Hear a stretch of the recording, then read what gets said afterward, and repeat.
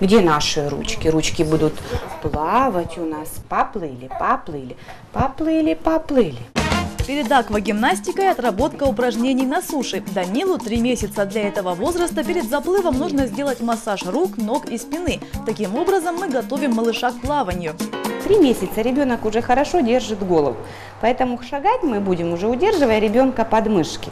Этот малыш плавать начал совсем недавно. Родители боялись купать его самостоятельно, поэтому решили взять пару уроков у специалистов. Нормально плавать начали здесь только, а вообще у нас душ очень любит. На лицо поливаешь, и он радуется очень, и поэтому поняли, что он, в общем, воду любит, и решили попробовать. Покачаемся вправо, влево. Качалочку сделаем, мышцы боковые будут работать у нас. Для малышей постарше вода должна быть 35 градусов. Теперь каждое упражнение мы выполняем по 3 раза. И не забываем отдыхать. Небольшие переменки секунд по 15 крохи необходимы. Хорошо лежим на спиночке. Давай, поворачиваемся, поддержка уменьшается. Мы удерживаем подбородочек и затылок. Поплыли. При плавании на животе, так как ребенок хорошо держит шею у нас, рука укладывается под грудь, и мы начинаем выполнять грибковые движения руками. Плывем. Каждое действие сопровождается голосом, чтобы ребенок запоминал, и когда мама скажет «плывем», начинал бултыхать руками и ногами.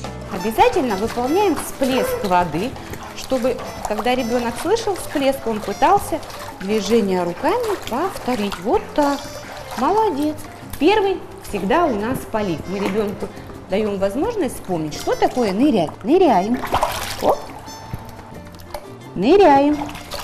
Начинаем погружение с секундочки, постепенно время под водой, через 5-6 занятий увеличивая в длину.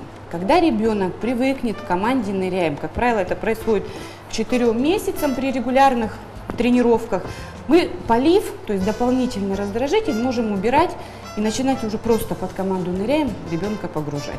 Чистота воды – важный момент, но для малышей хлорка совсем не полезна. Поэтому перед тем, как перебираться из домашней ванны в бассейн, поинтересуйтесь, чем там очищают воду. Вода в бассейне очищается не хлоркой, она озонируется. Это не влияет никак на слизистую оболочку глаза, поэтому в такой воде вы можете смело ребенка погружать и не бояться, то, что он хлебнет водички или у него покраснеют глазки. Заканчиваем водные процедуры обливанием. И не надо бояться, что ребенок начал плакать. Он испугался шума воды. Через несколько секунд малыш придет в себя и снова будет улыбаться. Для ребенка это нагрузка. Поэтому, как после любой тренировки, надо немножко отдохнуть. Ему даже можно покушать, потому что за лишние килограммы мы пока не переживаем.